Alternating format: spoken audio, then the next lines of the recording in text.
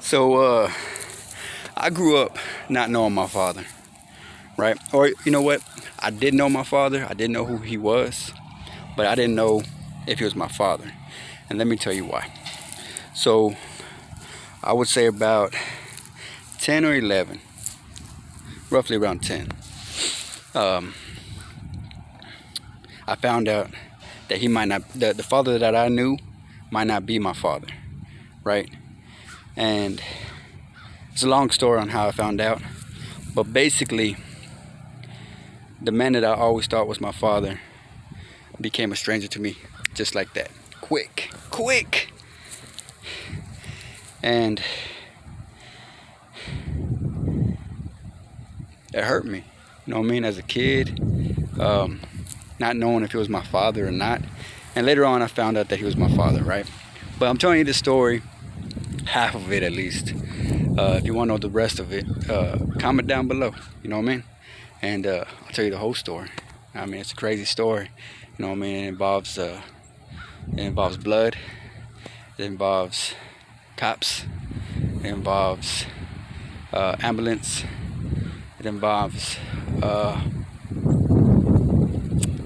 drinking, it involves different things, right? Just to help you get by. And anyways, so what I'm basically saying is, I found out he wasn't my father, right? And I look back at my life and I'm thinking like, man, that should have stopped me. That should have turned me into a monster. That should have turned me into something that I'm not at this moment in my life and never will be, right? I'm a strong believer in God, and I turned to God. Even in that aspect, I knew God was there for me. Jesus was there for me, right? The angels were there for me. The Holy Spirit and the Virgin Mary, right? And I knew that they were looking over me, because instead of me turning to the left, I turned to the right. I looked up. I started following God even more. And nobody ever taught me about God at that age. You know what I mean? Honestly, they were teaching. I was getting taught a lot of negative things that would probably led me into jail or prison. And I did go to jail, and I didn't go to prison, but I went to jail a couple times, and you know what I mean, I got into some bad habits, but it kept on bringing me closer and closer to God and Jesus and the Holy Spirit and the Virgin Mary and the angels. And so I say all this. I know I'm kind of rambling because I'm thinking about it, and it kind of brings tears to my eyes, because you know, I have a 10-year-old son, and I would never imagine him going through the things that I went through at that age. And I know it's a different time, but I'm so grateful to be able to be living and to be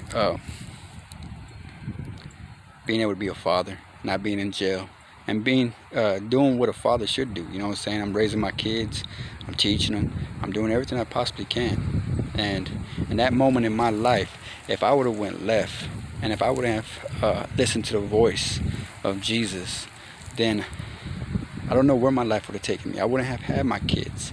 You know what I mean? I wouldn't have had my wife. I wouldn't have moved 7 hours away from my hometown.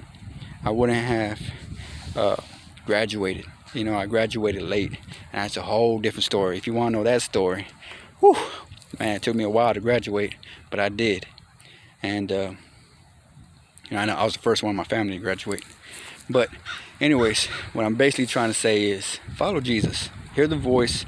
You know what's right and wrong. Make the right choice. You know what I mean? Ask God before you even make a choice.